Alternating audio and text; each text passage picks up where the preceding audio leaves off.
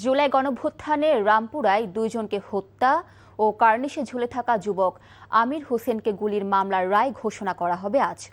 বিচারপতি গোলাম মর্তুজা মজুমদারের নেতৃত্বাধীন আন্তর্জাতিক অপরাধ ট্রাইব্যুনাল এই রায় ঘোষণা করবেন।